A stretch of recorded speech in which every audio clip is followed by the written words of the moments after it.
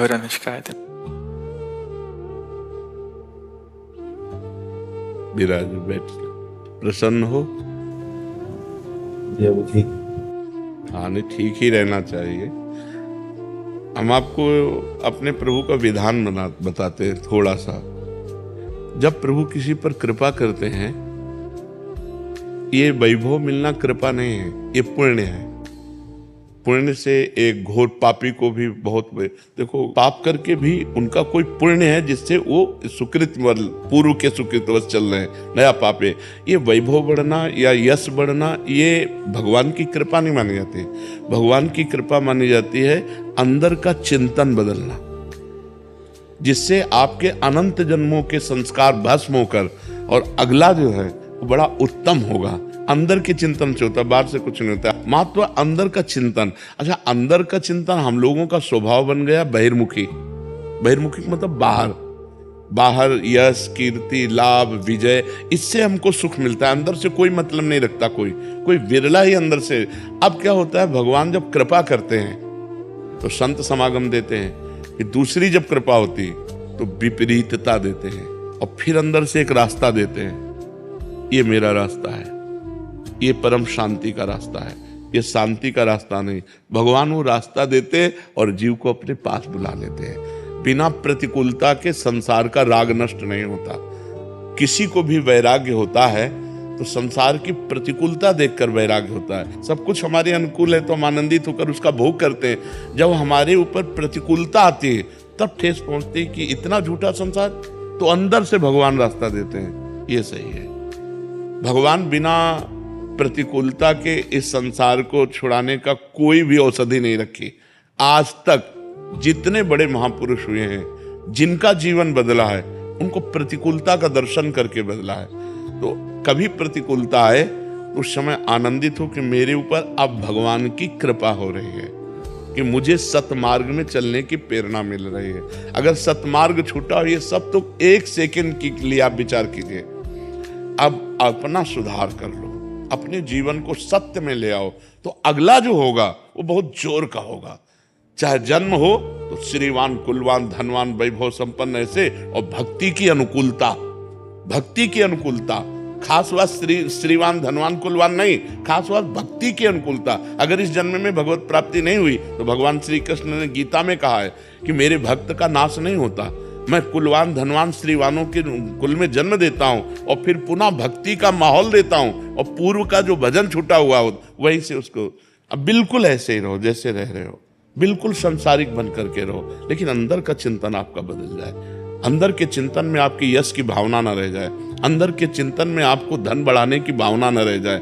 अंदर का चिंतन हो जाए, प्रभु बहुत जन्म व्यतीत हो गए, अब एक बार आपसे मिलना चाहती हूँ, एक बार आपसे मिलना चाहते हैं प्रभु, मुझे आप चाहिए, अब संसार नहीं। तो बात बन जाएगी, तो बात बन जाएगी। तो इसलिए आनंद पूर्वक भगवान का नाम जप करो, बिल्कुल चिंता मत करो। बाबा, क्या नाम जप से हो जाएगा पूरा?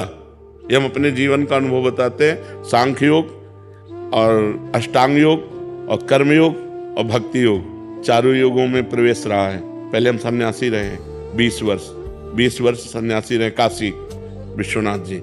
तो हम सांख्य योग, अष्टांग योग, जो अष्टांग योग है ना, अष्टांग योग, कर्म योग, इन तीनों को अच्छी प्रकार जान करके और फिर भक्ति योग में आए हैं। स्वयं भगवान शंकर से बढ़कर कोई ज्ञानी तो नहीं ना, सनकादि से बढ़कर कोई ज्ञानी नहीं। वो हरिशरणम सनकादि हर समय जपते रहते हैं। भगवान शिव राम राम राम राम राम राम जपते रहते हैं। हम वृंदावनवासी प्रिया प्रीतम के उपासी, तो जो राम में राह है वही राह है, जो धा है ये रस देने वाली वस्तु है। तो हम राधा राधा राधा राधा, मतलब आप ये समझो कि हमारी इतनी तार्किक बुद्धि रही, हमारी श्रद्धालु बुद्धि नहीं रही।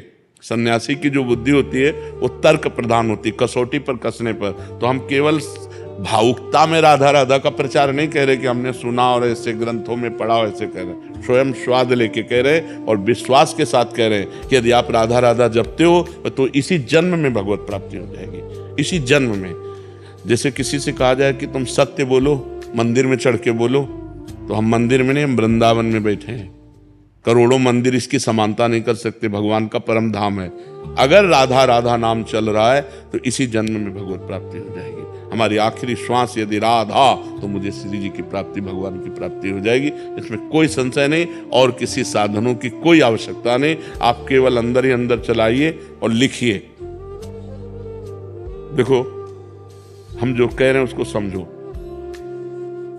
बहुत अधिक नाम जपने की हमें चेष्टा नहीं करनी, कम संख्या हो लेकिन मन लगा करके हो। जैसे हम, अब देखो, आप लिखो राधा, अपने दिमाग में लिखो, खुले नेत्र लिखो या बाहर बाहर देखो, दिखाई दे रहा है राधा लिखा हुआ।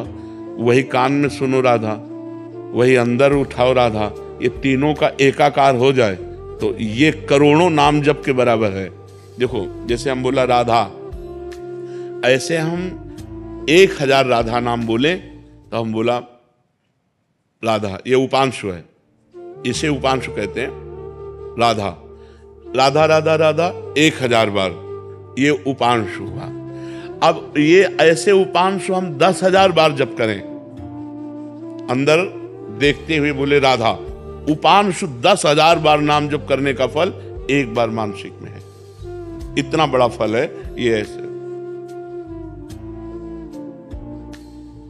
राधा राधा राधा चल रहा है, नेत्रों से हम उसे देख रहे हैं, कानों से उसे सुन रहे हैं। आप देखना कि अगर मन भगेगा तो आप लिख नहीं पाओगे राधा नाम, अगर लिख रहे हो तो मन भगेगा नहीं। तो चाहे 10 बार लिखो, 100 बार लिखो, लेकिन एक अभ्यास बनाओ ऐसा कि कुछ समय शांति से स्नान आदि करके बैठ गए और राधा राधा लिख रहे हैं, उसी का चिंतन कर रहे हैं। इसे अपना जीवन बना लो, फिर आप परिणाम में खुद देख लेना। कोई घाटे का सौदा तो है नहीं, ठीक है। ये सखी को दे दे, ठाकुर शिव जी की है।